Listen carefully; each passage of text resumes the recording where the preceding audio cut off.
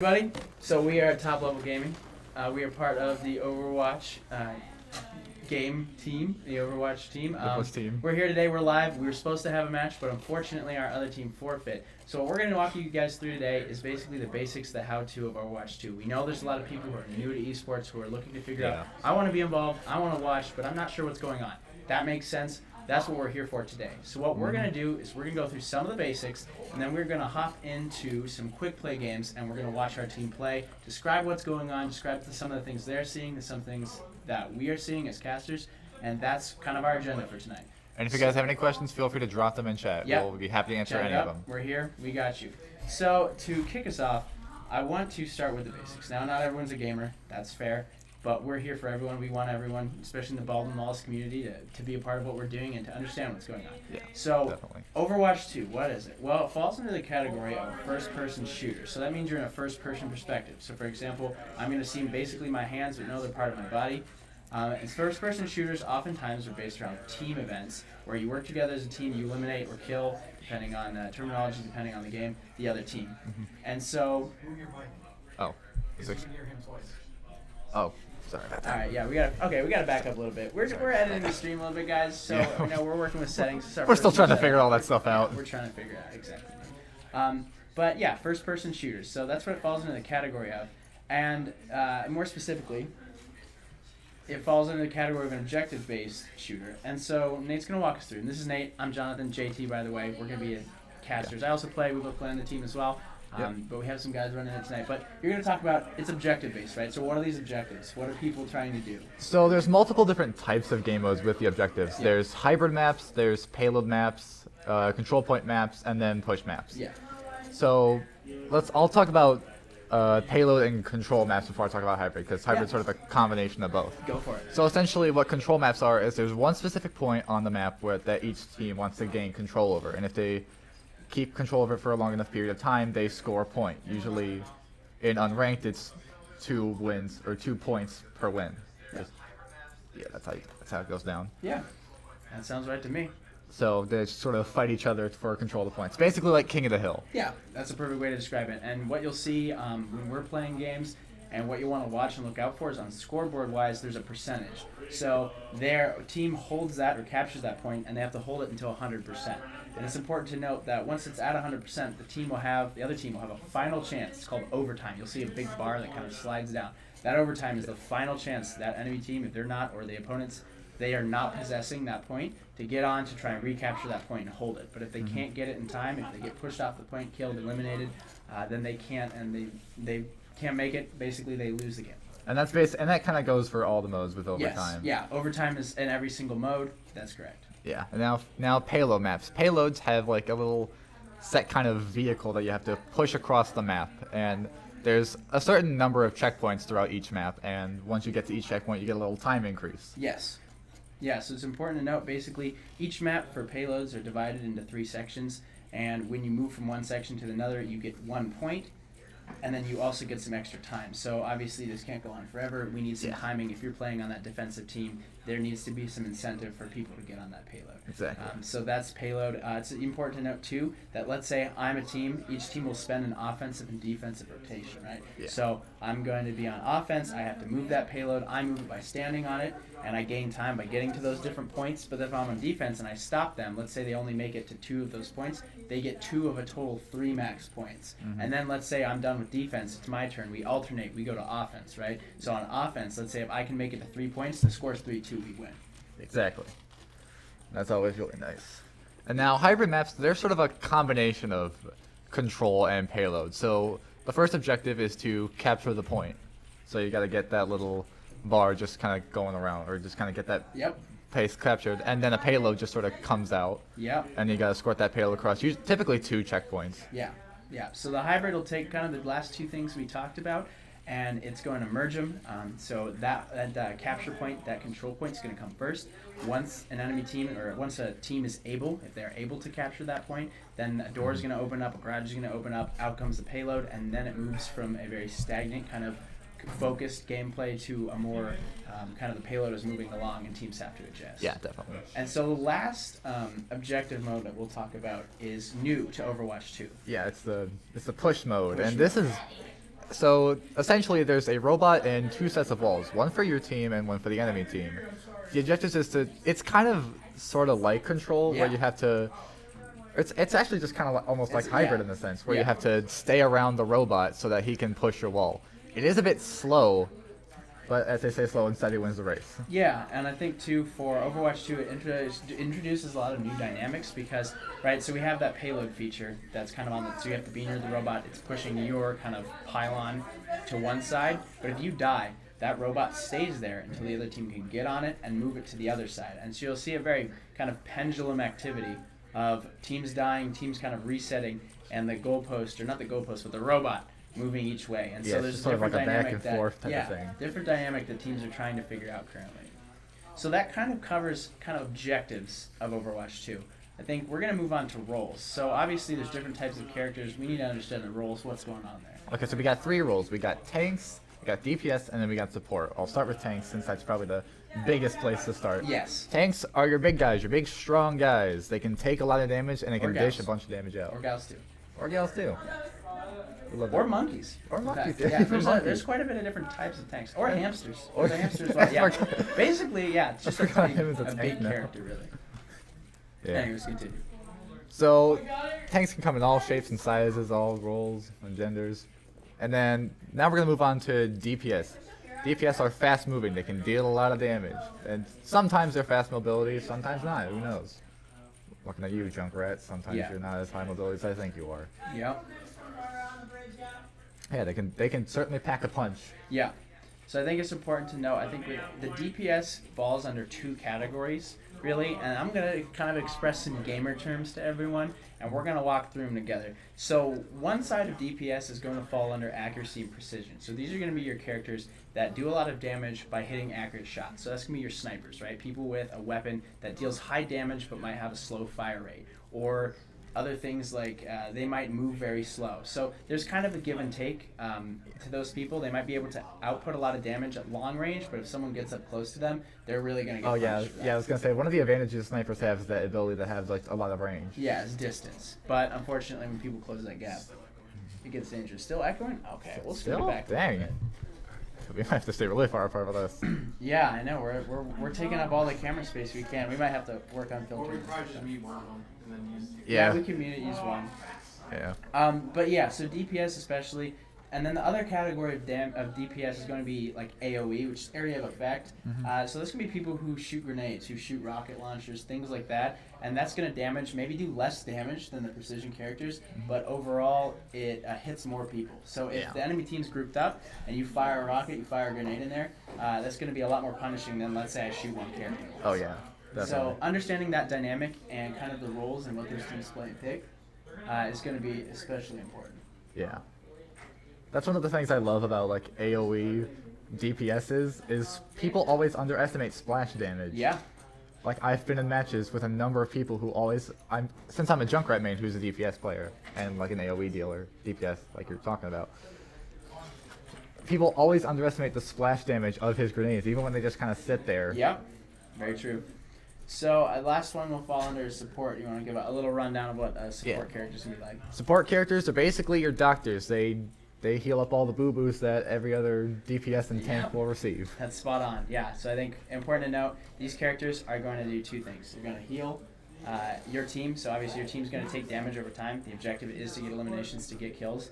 And 2, they are going to also not only mitigate and prevent and heal damage, but they're also going to increase mobility or get some sort of tactical advantage. So there are characters like, well, one healer or support character is Lucio, and he has an ability, we'll get to abilities and kind of characters in a second, to toggle between either healing people or having a speed boost. And the speed boost can be helpful if you're trying to play with a team that maybe wants to really attack and get after the opponents very quick. I'm getting a message from our players right now that they're in a game. But we'll keep going with this before we hop into a game and really describe some more details. So this is Overwatch 2 Crash Course, folks.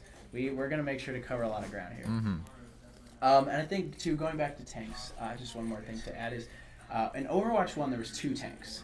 So they've eliminated that now. There's 1 tank. And in doing so, that's placed a lot more value on the tank character. especially because there used to be one tank that was kind of a main tank who would stay with the team, and then one tank that was an off tank that had different abilities that would do different things. But now that one tank is responsible for both protecting the team and being involved in the face of the other team. And so we're seeing a lot of dynamic changes and shifts in how teams play together and what characters are being used as the character and as the role of tank. I'm taking a look at my notes here. So roles is done, game breakdown. How are we playing, who are we playing against, what's the format? And basically what we're doing and what's going on right now is we are going to play, of those objective modes, we play 5. And so it's best of 5 for our game. So if we hop into a game, an official league game, it's going to be best of 5. So if it's, whether that's a control, whether that's a push, there will be 5 games. And if someone wins 3, boom, the matches are over. We go home the winner or the loser. But it's like baseball, what's going on right now. It's best of 5, so one team wins 2, one team wins 2. There's a 5th game. You understand the dynamic there. The games are normally at 7 o'clock on Tuesdays and Thursdays. Unfortunately, like I said, for viewers who are just tuning in, just hopped in, we had a forfeit tonight. So this is why we're kind of walking. And that's Jake right there. Everyone say hi to Jake. Yeah, everyone say hi to Jake. Jake's a great guy. But I love him. that's why we're sitting here today talking to you. We'll be going into some quick play games with our team soon and talking about kind of a little bit more about what you're seeing on screen. But that's kind of how games work. So we are in the NACE, or it's basically, I believe, the North American Collegiate Esports Association. And that is basically any division of college can join up, can participate. And so we're getting right now and talking about how our team is performing. It's a new scene, right? So it's all new. We don't know what teams are good and what teams are bad. I was gonna say it's only been out for like what? I think maybe a year or so. Yes, maybe it's just been a couple of years. This is our first year, so there's a lot of things that we have to figure out as a team. That us casters have to figure out right. There's no set kind of dynasty that's been established. It's a very hard and dynamic thing that we're working with right now. And so our game on Tuesday, we got destroyed. We got crushed. No. We got totally annihilated. And you know what? We're going to be experiencing growing pains. I think that's okay because we have new players. It's our first year. The league is new. The ranking system is new. So there's a lot of new things going on. And while that may play to our downside sometimes, it's also going to be very exciting because we don't know what we're going to expect. We could have games that are going to be really exciting and close that we don't expect to be like that. Yeah, exactly. So it's a wonderful opportunity, and we're glad to be here and be playing games. But I think that's really kind of a summary of what's going on in the world of Overwatch. Yeah. And I think we will, once these guys are done with their game, we will hop in with them and start describing some of the things we're seeing from a spectator point of view. Yeah. Do you have anything else to add, Nate? No, I think it was pretty good. I will say though, since we're gonna hop in then with unranked, I will say we should probably disclose the fact that we usually play our matches in competitive mode. So, competitive and unranked can both go they don't really go hand in hand. They're sort of different in a sense with how it plays. So in unranked, there's really no switching sides basically, because typically in competitive games, as some of you might have watched, it'll say after a team switches or gets a certain amount of points that it'll say switching sides, and then they'll switch sides. One team will be on attack and one defense, and then they'll go from defense to attacking. Yep, you got it. Yeah. But unranked, there's none of that. It's just a good old-fashioned brawling, basically.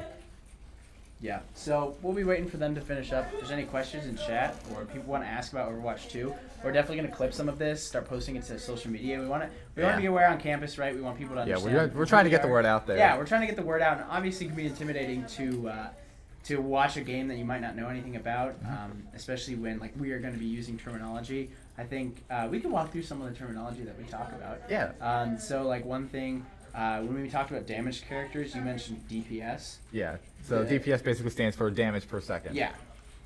So that's a classic gaming metric. It normally is a specific physical value that measures how much damage your character can output. Yeah. But now it has gone and just been named the title of damaged characters because damage per second is associated with damage. So kind of a classic kind of transition to just gamers wanting to assign that. Yeah. I know too, another thing I mentioned about is picks. So this isn't your nose, this isn't draft picks, this isn't anything else. This is talking about when our players make a move on the other team and eliminate or kill someone. And that's going to provide a lot of value because when you're down a damage character, you can't deal as much damage. When you're down a support character, you can't heal as much. So a lot of times, especially in team interactions, looking for picks is a way to kind of take that even playing field and change it. Yeah. I was gonna say sometimes there's even like those intense moments during gameplay where like if one player goes down, then the whole team just sort of falls apart. Yes, exactly. And so I think you'll see there's some DPS characters that move very fast. So Genji is one of them. He's a ninja, so that makes sense. There's Tracer. She teleports. So both characters that can move very quick and create a lot of havoc, not because they're big or strong, but because they can do a lot of damage and they're very quick and they're very distracting. Yeah. And I find you'll notice like a lot of teams will struggle with that. And struggle dealing with those characters because they're very hard to kill, not because of health again, but because they're very fast. Yeah. I know too that another thing that is a very kind of popular tag or something to talk about is diving. Would you like to explain what diving is among kind of or diving as a role or a kind of an action within the game?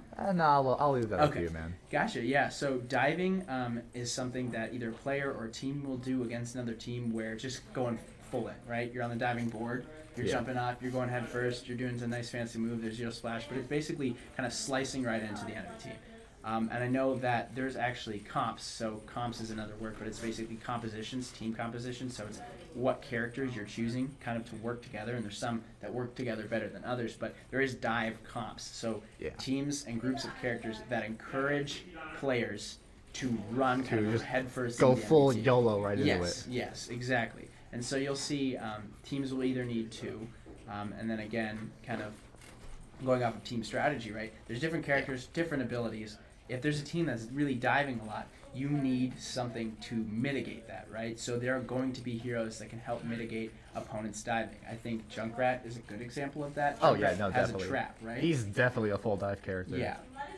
And he's also, I would say, too, an anti-dive character because of some of his abilities to knock people back, to hold people down. Yeah, no, his concussion mine, with that ability, he can either propel himself forward into danger or blow back his opponents. Yes. Or even if he needs to, he can just put one down and pull himself back out of danger, like if he's low on health and he needs to get healed. Exactly. And I think, too, that's I know, like Lucio, I've already mentioned him before, and his ability to toggle between two different kind of abilities, speed and healing. But he also has a knockback ability. So let's say you have a team bearing full force on you. If you want to use an ability that sends them back, prevents them from attacking, and kind of getting into your team, that's a great way to do it. Yeah, you can use it to kind of like just scramble them a bit. Yep, exactly. So there's plenty of great ways that kind of team compositions, team comps can help lead to the success of playing objectives.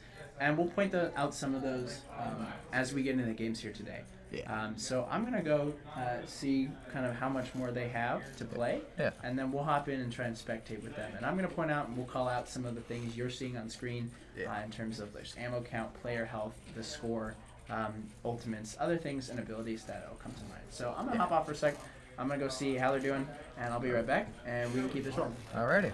Is she able to join right now? Alright, see if you can join them. I'm going to go see. Yeah. Alright, let's take a look here. Let's see if we can get this show on the road here.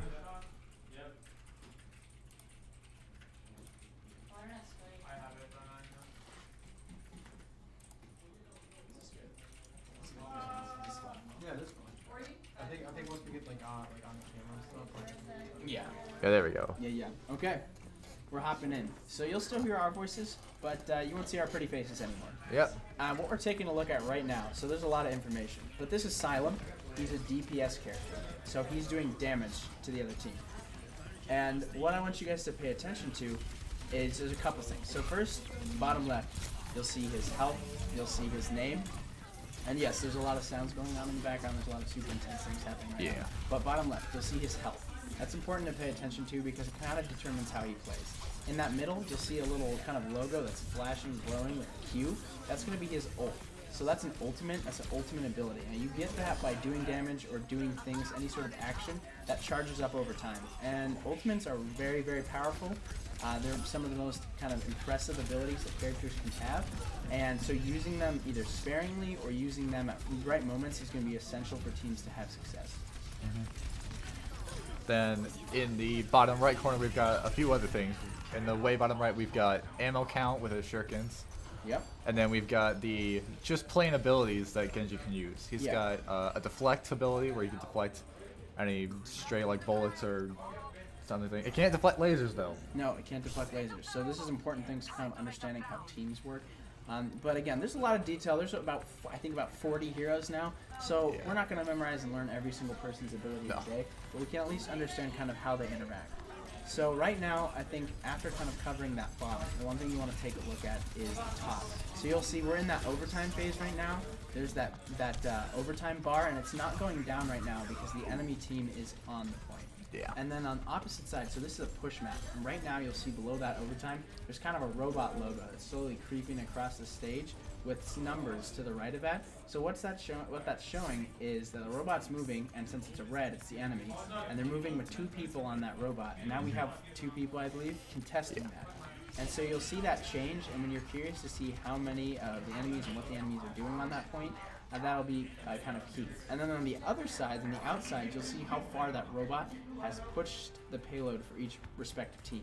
And you'll see that we've pushed it significantly farther. So if every single enemy was able to get off the point right now, our team would win. But since they're on the point right now, our team is gathering up, getting ready to make a big assault, push them off this payload for a kind of a final win. For the overtime. Yeah, so overtime are intense, they're fun, a lot of high risks for the team that is going to be in overtime. But right now, real quick, you'll see our Asylum just used his ult, and he's getting a lot of kills out of it. Now Genji's ult, he basically pulls out a sword, and he starts swinging. He deals high damage, and that's an important thing, so we just gotta win. We pushed them off the point right, overtime's over, they can't move in anymore, they're all dead, we win. And look, there's our beautiful team. It's a beautiful team, look at them all. Yeah. So now, a thing we'll see often is play of the game. Unfortunately, this time around, the enemy team got play of the game. So this is a Mei. This character is known for freezing characters, and that's what her ultimate is. So she got play of the game based off the fact that she was able to use her ultimate abilities very well. And you'll see Mei has 2 different modes. She kind of has an ice weapon. But yeah, she shot that and was able to do some damage to our team. That led to their success. So their game is over. They were able to win. We'll wait for them to queue up. If there's any questions in chat, let us know. If there's any comments about how the stream is running too, we're kind of adjusting in all of our technical side of things. We can. Is it mute? Still picture up. Okay, cool. Okay, yeah, she says stuff. Yeah, I guess I bumped it at some point, but now I'm not as muted.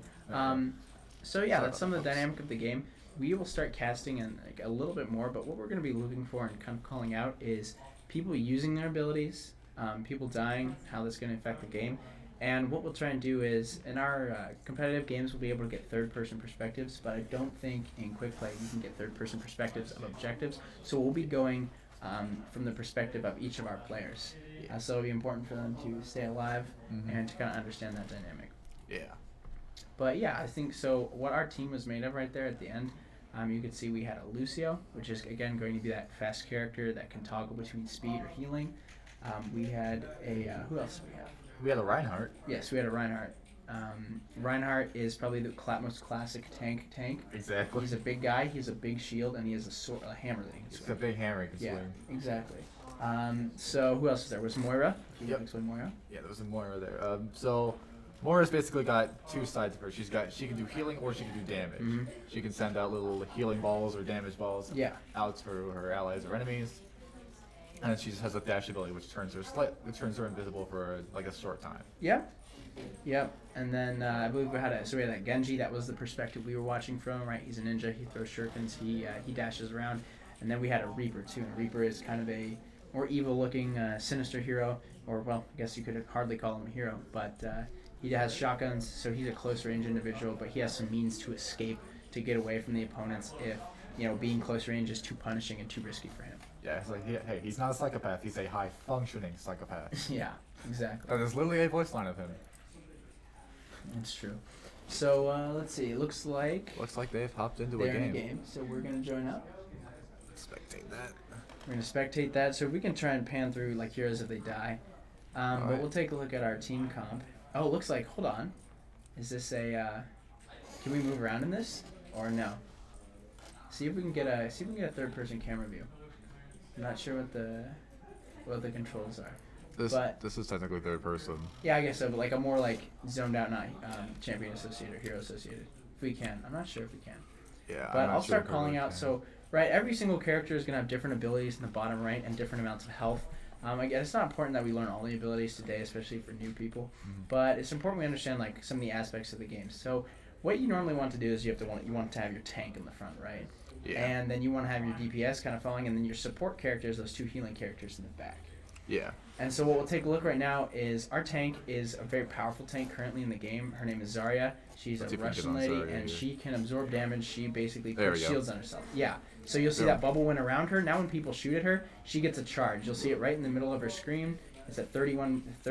It's falling. But basically that charge is how much damage she's absorbing. And when she absorbs that much damage, she's able to transfer that out and increase her own damage with her laser beam. So she's a really powerful character right now because being the only tank, she absorbs a lot of damage, and she's able to output that on the other team very quickly. So our healers are going to be focusing on keeping her alive a lot. Now we also have a Junkrat, we have a Widow, we're kind of bouncing around a little bit. But let's see, so we have a Widowmaker right now. Widowmaker is going to be one of those characters I talked about that's going to be a ranged character, a sniper character, and right? So unfortunately, she got really close to the enemy team, and she was killed. And now so is our Mercy. Now Mercy is our most classic support character. That support character has really no ability to deal damage. They're solely focused on, with kind of her magic wand, she basically heals everyone. So you can see her. She does have a gun. But, yeah, no, don't underestimate the healers. Yeah, they can slap back. And she has two features. So you'll see in the bottom left, her staff can heal people, or it can actually increase their damage output. And that'll be very important to see right now. She's helping a gal named Ash, increasing her damage, and then now healing her. But we're kind of panning around here. So Ash, damage character, she's a cowgirl, so she has a kind of lever action rifle, and she has a kind of what they call a move like either a boomstick, but it's a shotgun that can knock back the enemy team. And then she also has some dynamite she can throw out. So she's a lower health hero. But she's using her abilities right now to try and push back that enemy team, especially that Genji, who you can hear use this ult. Now, people are wondering, oh, how do I hear an ult? When someone normally yells something very loud, that traditionally means they're using their ultimate ability. Yeah, like how the enemy diva just shouted, nerf this. Yes. So enemy diva yelled out something really loud. That's her ult. Now, what's Diva's ult, and who is Diva? Well, Diva's a tank. She is a gal on a mech. The mech suit, when she gets up her charge to use that ultimate ability, she can actually launch it on the enemy team and kind of eject out of it, and it blows up. And so it's really powerful for separating and forcing teams to run away and scurry because it's a very high damage ability. Now, to counter that, and kind of one of the abilities against that, is it makes her get out of the mech. And when she's out of her mech, she doesn't have as much health. She's susceptible to getting damaged very quickly from the enemy team. And sometimes people refer to Diva out of her mech as Baby Diva. Yes, that's a classic. So you'll see people call Baby Diva. So again, right now, we're playing defense, and unfortunately, our Ashe is getting pushed by a tank, and Ashe is not going to be able to outdamage a diva that's being healed by a support character. Yeah. So right now, our team is regrouping. We're going to look to contest this first point. Now you can see our Zarya walking up right now is walking right on the point, and you can see that the enemy team is staying on that payload. Now it's important they have a person stay on that payload, or else it doesn't move forward. But right now, our Zarya is getting in there, getting in the action, trying to take some of that damage with her bubble. Those bubble, remember, the more damage you receive when you're bubbled, the more charge you get, the more damage you can output. So that's something important to keep note of. She's also trying to stay in the front.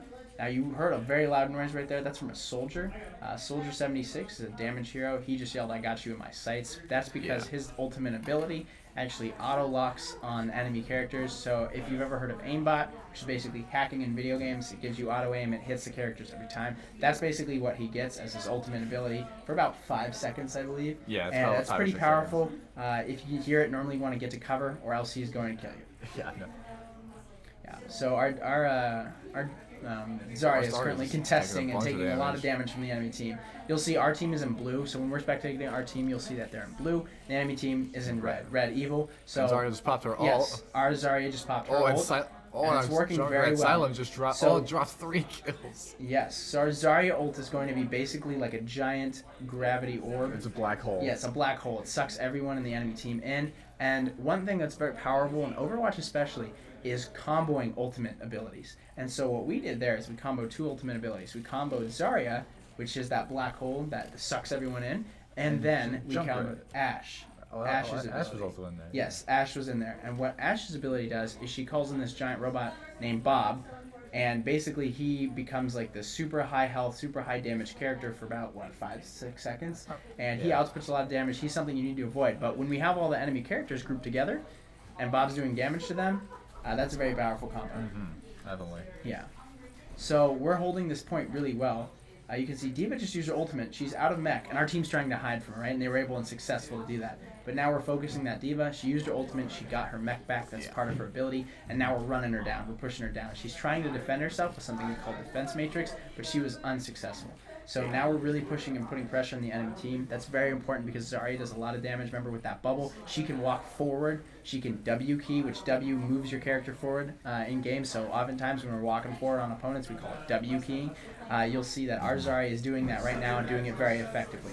One of the reasons she's doing it very effectively as well is because you can see she has a Mercy on her. Now that Mercy is doing constant healing to her, which means any damage she's getting is either being protected by her bubble or getting re-healed by that Mercy. And I think you'll see importantly in team compositions nowadays with one tank, we will get a lot of healing focus on that tank to keep alive. Because once that tank dies, remember, we can't absorb as much damage, and we're susceptible to dying quicker, which is unfortunately what happened there.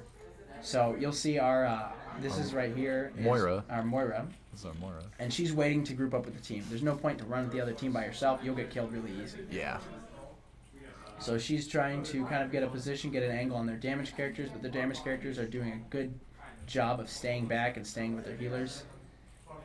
Now what just happened there, you'll see there's what we call a kill feed on the top right. So if you're confused about who's alive, who's dying, what's going on, you can see some of the actions up top. So you'll see two examples right here. There's two of kind of characters right now, the traditional. So you'll see on the left is the character who killed the other character, and then so you see their name in game. And yes, we do have gamer tags, we do have funky names. So if you're curious on why is that person named Barfboy, why is that person named Silent, what does that even mean?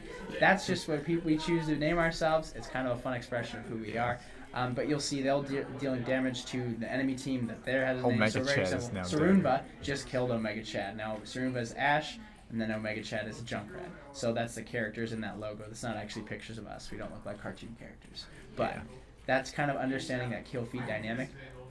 You'll see right now we got a good hold. So that enemy team, their payload's currently moving backwards on it right now. There's no one standing on it, so they're not going to move it forwards. We're winning. Now they have if you look at the top right, it says stop the payload. That's our defensive objective, and we have a minute and about 45 seconds right now. So you'll see now currently the enemy team, Moira used her ultimate. It's a giant laser beam.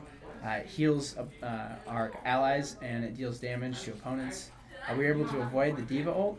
We're doing a good job of staying grouped up. Now Zarya just used our ult, and it sucked a lot of people in. We're getting good damage. We're getting kills right now. We got one, but it was a support character. So we get a lot of value when we deal damage to support characters because then the enemy team can't get health back. So yeah, good action from our team right here. Look at that. Yeah, that was great. Beautiful. The rest of the team. Yes, that was perfect. Love to see all that. So you can see the enemy team is running out of time. Now it takes some time to regroup. It takes some time to respawn. They don't respawn right away. And respawn is when if you die, you come back. So this isn't a single elimination game format. It is our characters will die, but they get a chance to respawn. So you'll see there's 60 seconds remaining. You just heard there is an in-game announcer talking. And with 60 seconds remaining, I reckon this team has one more final push on us to see if they can win. And I'm hoping right now that Baldwin Wallace can hold. And I'm hoping we can pull it together. Yeah, if you want to pan up to the tank here. I think Zarya's up front. Yeah, so Zarya's doing a good job staying in front, there we go. Putting pressure on the enemy team. You'll see the more pressure that enemy or that Zarya puts on the enemy team, the more they're forced to deal with her, the less they can focus and deal damage to our other characters. Now, fortunately, Omega Chad just picked up our Sarunba. She currently switched from a Junkrat to a Widow. Widow's going to be one of those long-range sniper characters. Now we have Zarya staying up front, doing a lot of damage. No charge right now, though. She is susceptible to getting kind of run down on and pushed, but she's trying to gain charge. Now, the enemy team's got to be wary of her. If she has that bubble up and they start shooting her, she's not actually getting dealt damage. She's just collecting ability to deal more damage. That Reaper used the ult, and unfortunately, there goes the Reaper. Yeah, fortunately, that Reaper was able to kill Zarya. So Reaper, again, close range shotgun character, damage character, right? His ultimate is basically he becomes a spinning mass of damage, and he actually regains health when he doesn't. So when he uses that, the enemy team either has to get away from him quickly or die. And you'll see because of what the enemy team was made up of, we had to switch. But we got to win now. We got to Yep. win. It was overtime. That made their final push. We killed them. Pulled it all together. That's outros. Well, hey, we narrated a game. We talked about some things. There's a lot to learn in Overwatch, but we're hoping that you can join us. Yeah. We'll pan back to our pretty faces, and we'll let you know that our stream is ending for now. Yep. Thank you guys for watching and tuning in. Pardon me? Oh, yes, we will. We will be back at 8 o'clock. Not us specifically, but BW will be back at 8 o'clock for Valorant gameplay. So please stay tuned. Please listen to our people. Please be involved. It's going to be a Happy great you joined time. us, and let's hit this. Alrighty. Yeah, we still got it live, but we have the ending stream soon thing now, so it's a little bit more official. You can still hear me, guys, but...